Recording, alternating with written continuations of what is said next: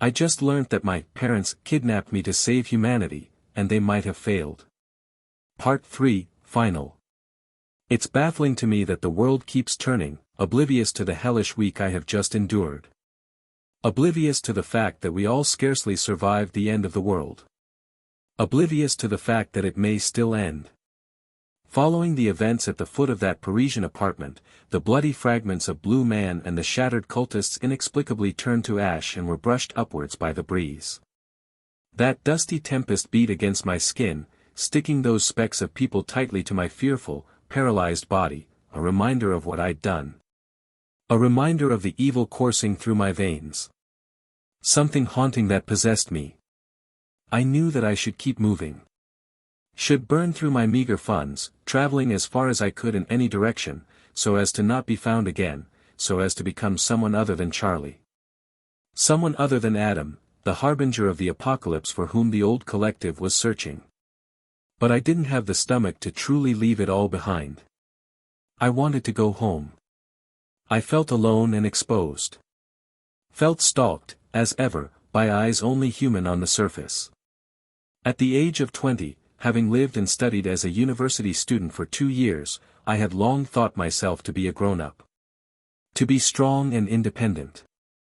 However, facing nightmares beyond myself had unveiled the truth, that I was, beneath it all, still a child. And though I tried, I couldn't help myself. I reverted back to being a boy desperate for his mother and father. So, I did exactly what the old collective expected of me. I took a flight home. And I was very nearly lulled into a false sense of security at Beauvais Airport, by the crowds of everyday people, nattering and chattering about trivial things, but triviality was a coddling blanket, as it tricked me back into my old self, the one who didn't believe in forces higher than ourselves. The one who believed only in the very grounded and very real world we all see with our eyes. It must have been a trauma response to the terrifying things I had seen and endured in Paris. By the time I landed in Manchester, I was blindly eager to see my parents. All thought of danger had fled my mind.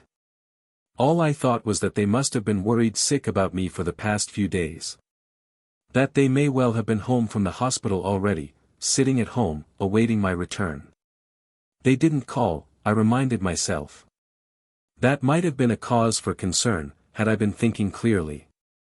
But when the nurses and doctors at the local hospital told me that no one by the name of my father had been admitted within the past week, I felt a pang of fear. The mental alarm bells startled to toll quietly, clanging in a near inaudible rhythm. Still, I tried my damnedest to ignore my mind, screaming at me to run, and decided, instead, to escalate the matter. I asked to talk to somebody about the ambulance services records, as a vehicle had very clearly been dispatched to my street. I'd heard the siren as I fled. They found a record of my mother's 999 call. Found a member of staff who'd been dispatched to the street.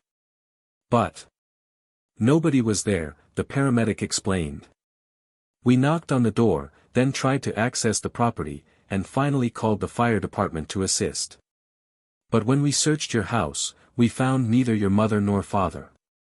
They may well face legal action for the false call, so. It wasn't a false call, I interrupted breathlessly. They should have been there. They. Weren't you with them? Asked the paramedic. I gulped, then lied. I went out to the shop when Mum called me. Then you waited 2 days to come to the hospital looking for your father, the paramedic asked, eyes narrowing suspiciously. I shook my head then started backing away, not looking to find myself in any sort of trouble. For all I knew, eyes were watching me. The news of my parents' disappearance had woken up something in me. Had reminded me of the very present danger encroaching from all sides, suffocating me. I have to find them, I hoarsely croaked, turning on my heel and quickly striding away before the paramedic could probe any deeper into the odd turn of events. I left the building, eyes stinging with a starting set of teardrops. I was moments away from bursting into full-blown bawling.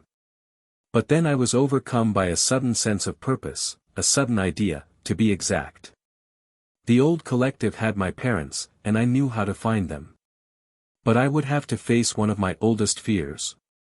I took a long taxi ride to Cheshire, and was dropped off at Style Prison. An ominous cluster of buildings, in the sense that they appeared more like haunted houses than the wards of a penitentiary. Red-bricked, two-story buildings with stunted chimneys. Only the sign gave away that I had stumbled not into a residential street but a prison. Welcome to HMP and YOI Style. Building hope. Changing lives. And the inmate I had come to visit was, as I'm sure you've deduced, my old religious education teacher, Miss Black.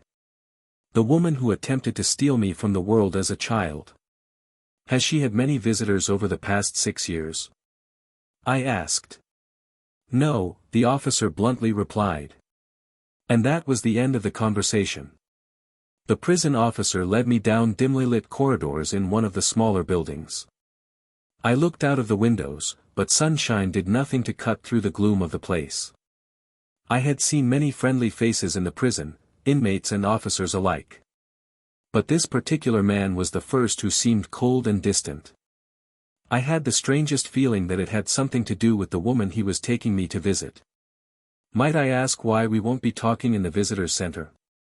I asked politely as the man stopped in front of a particular door, shaky fingers around the door handle. We bend the rules for her, he whispered, voice nearly cracking. It's better for everyone when she stays in here.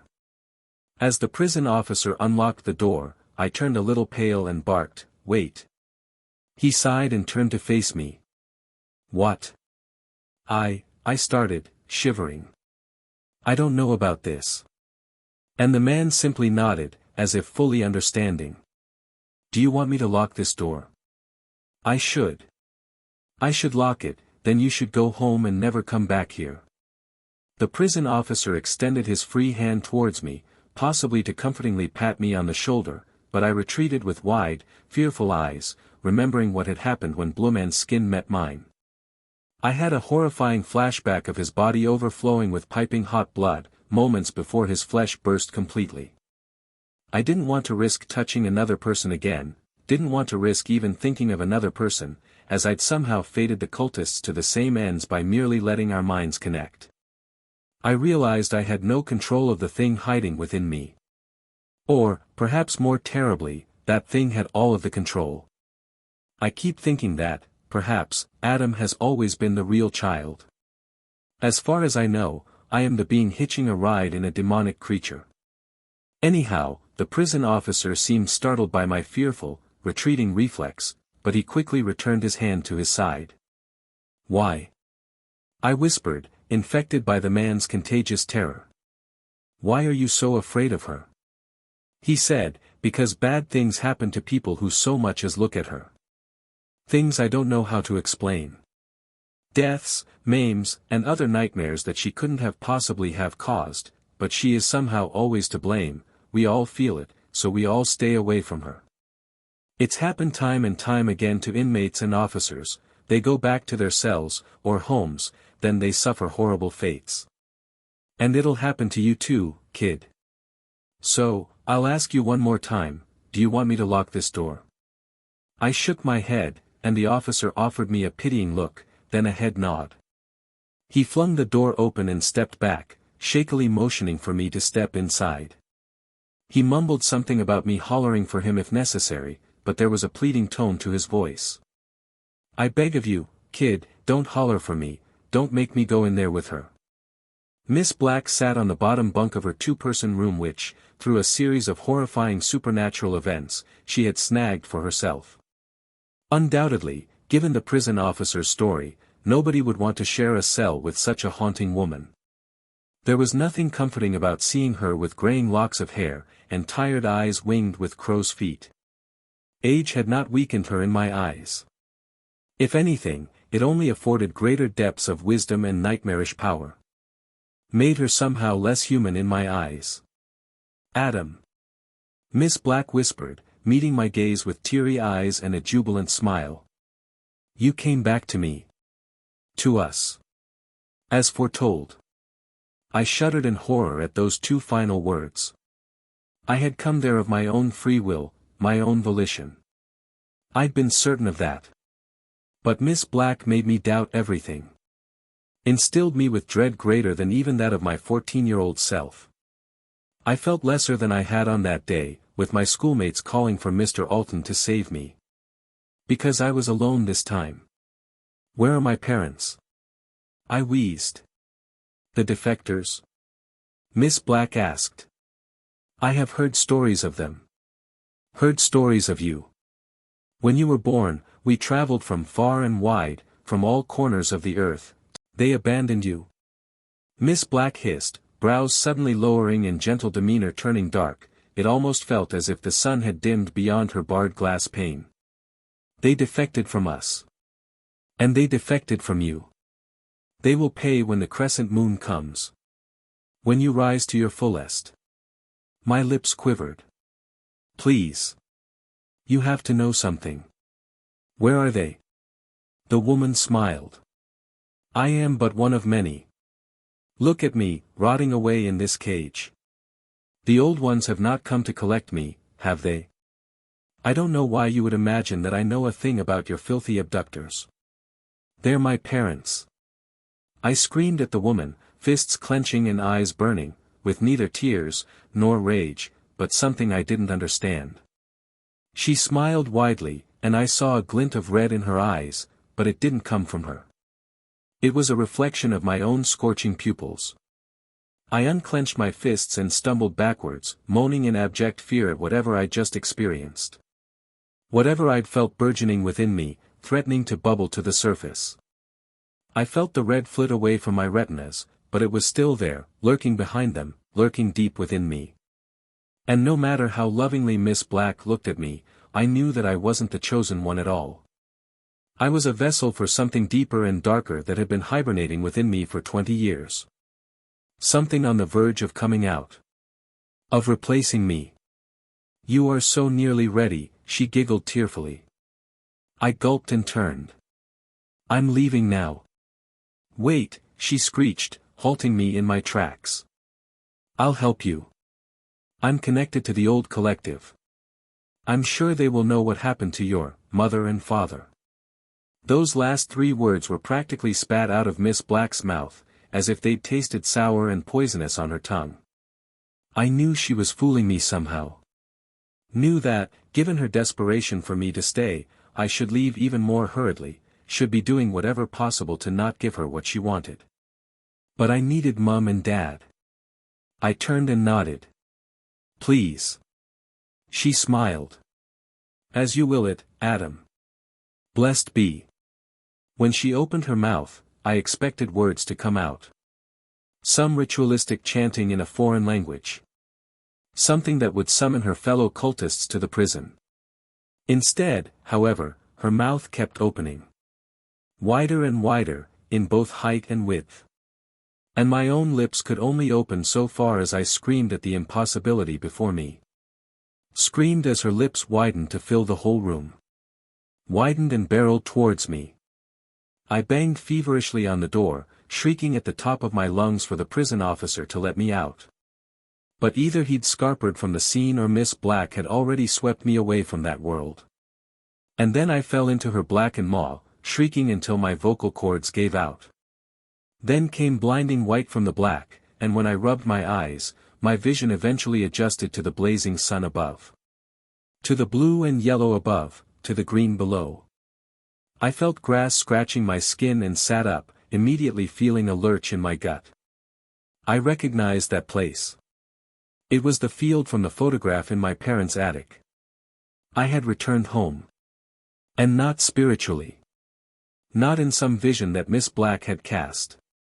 She had, impossibly, flung my body from that cell-and-style prison to a distant rural land. The land in which I had been born. The land to which pilgrims of the old collective had fled from across the world to see me. Their chosen one. Their bringer of humanity's end. Charlie, screamed a voice from behind me. I shot to my feet and spun to see a horrifying sight. Swaying upside down from the upper beam of a wooden structure, shaped like a football goalpost, were my parents, bound by their ankles. And behind them, in a group of 20 or 30, stood members of the old collective. He has returned to us, cried a shrill voice from the crowd. Yes. Sister Black shall be rewarded, came a deeper voice. Run, Charlie, my mum begged a second time. She was silenced by a swift thump to the head with one man's wooden stick. Please. I begged, staggering forwards through the grass. Just let my parents go. Your parents? Came a woman's voice from the crowd. And then they emerged. The blonde couple from the photo.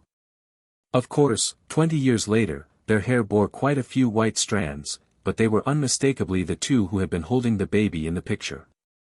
I felt sick. Adam, the man whispered. We have spent 2 decades searching for you. Our boy. Blessed be. Blessed be, his wife blubbered. The two walked, hand in hand, towards me, and I cast my eyes to my true parents, swinging upside down from the wooden beam, not the ones who created me, but the ones who raised me. The ones who saved me from this nightmare. Please, I begged the blonde couple in fear, then I forced out the words, Mum and Dad. I let them embrace me, as terrified as I felt. Their skin didn't crack, and blood didn't spill loose, which only filled me with hellish questions. Why wasn't Blue Man spared the same fate? And what am I? Our son, my biological father whispered into my fear as the pair squeezed me more tightly. I shivered, realizing that our minds were connected. That he could read my every thought and desire. That he knew I was lying. That I didn't see them as mother and father. That I didn't care about the old collective, and I'd burn it all down to save my real parents. What horrified me above all else was that they didn't seem to care. Not a single member of that cult. This only made me fear that they, much like the nightmare dwelling within my body, held all of the cards, held the true power in the scenario. And that I, Charlie, would die as soon as the time had come. As soon as I had become ripe, my biological mother whispered tearfully in my other ear. You are so nearly there, Adam. I'm Charlie, I sniffled. And then their hands dug more deeply into my flesh. I tried to scream, but something held my tongue. That thing within. You are Adam, the blonde man hissed. Charlie is a lie that will die under the crescent moon. Soon, my darling, his wife whispered as the pair pulled away from me. Blessed be. The man sighed, eyeing me softly again. Blessed be. What do I have to do to free them? I asked, watching my teary-eyed parents squirm in their restraints. Who is in charge? My cult mother smiled. The crescent moon. To add emphasis to this answer, my cult father thrust his finger towards my chest, and I looked down, feeling a jolt course across my skin and through my core. I felt it behind my ribcage. The irregularity. The dum, ba dum, dum, ba dum, like the beat of a drum, not a heart. We are not built to be conscious of own organs. Our own innards. But my biological father had made me, with the touch of his finger, so horribly, horribly aware of my inner cogs. Of my crescent-shaped heart. There came chest pain, and I looked down to see something pressing through my chest, pressing through the fabric of my shirt. A half-moon outline. I fell to my knees in the grass, hyperventilating as I realized that the members of the old collective weren't waiting for a crescent moon in the sky. The crescent moon was me. The heart within me. The living thing waiting to awaken. Waiting to ripen. Charlie is a lie, the blonde man reiterated more softly. You will come to understand that, Adam, when you, like the rest of us, bow to the crescent moon. But we must help you along, boy, for you have been led astray for too many years by these blasphemers. My biological father took a few purposeful strides towards my mother and father swaying in the air. Go to hell, my true dad growled. The blonde man chuckled. I'll show you the afterlife of the one true religion, sinner. My biological mother offered me what almost appeared to be empathy. We are sorry for this, Adam. Then the cultist, in one swift motion, drew a blade from his belt and ran it across my father's throat. My mother and I screamed in unison as a river of red ran out of the wound, spilling over my father's spluttering mouth. A moment later, the cultist ran that same blade through the flesh of my mother's throat. I wailed in agony, watching my true parents wriggle in the restraints as the blood drained from their still-alive bodies.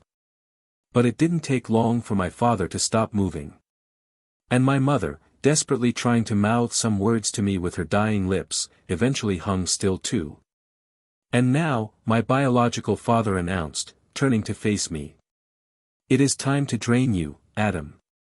As the man walked towards me, wielding that blood-stained blade, I felt fear grip every inch of my body. Fear beyond anything primal. Fear existential, as I questioned what would become of me after my throat had been slit and my body had been exsanguinated. Would my body rise again as something else? I clutched my temples and closed my eyes, trying to ignore the fear in my heart as the man's feet squelched against the grass and my horrifying end approached. And then I saw them in my mind's eye.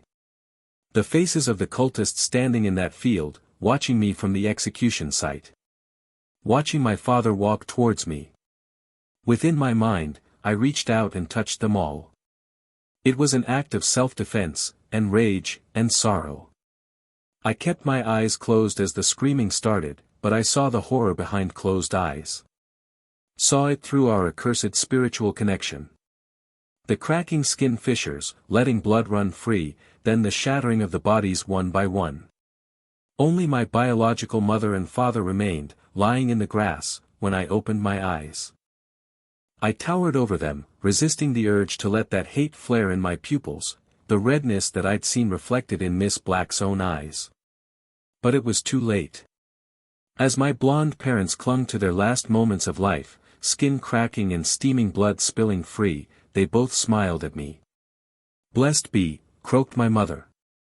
"With this act, you have prepared yourself for the harvest." She shattered, and my father didn't even flinch, didn't let their smile waver for a second. "Ripe," he croaked as his very lips began to fragment, and his body began to fall apart. "One more time, Adam." And then I was left standing again in an empty field, accompanied only by a gust of ash in the air and my true parents' pale corpses hanging from a wooden beam. But the true horror survived within my chest, that crescent-shaped abomination, with a life of its own, threatening to break free. Threatening, next time, to connect with every last person on earth, turning them all to ash and leaving me as the last thing alive. One more time, Adam. I understand now. With every tap into that thing within me, I have made it stronger. Have brought it closer to fully taking the reins. Mom and Dad were shielding me from myself, hoping I would never unlock that part of me. That I would never become what the old collective had made me to be. I don't know how they woke up. Became human again and left the old collective behind, taking me with them. But I have to believe that the same can be achieved by others across the world, for they are many. So many. And that terrifies me. Please, I beg of any members reading this, see sense. Stop this nightmare. Don't let that thing take me. Nobody will survive.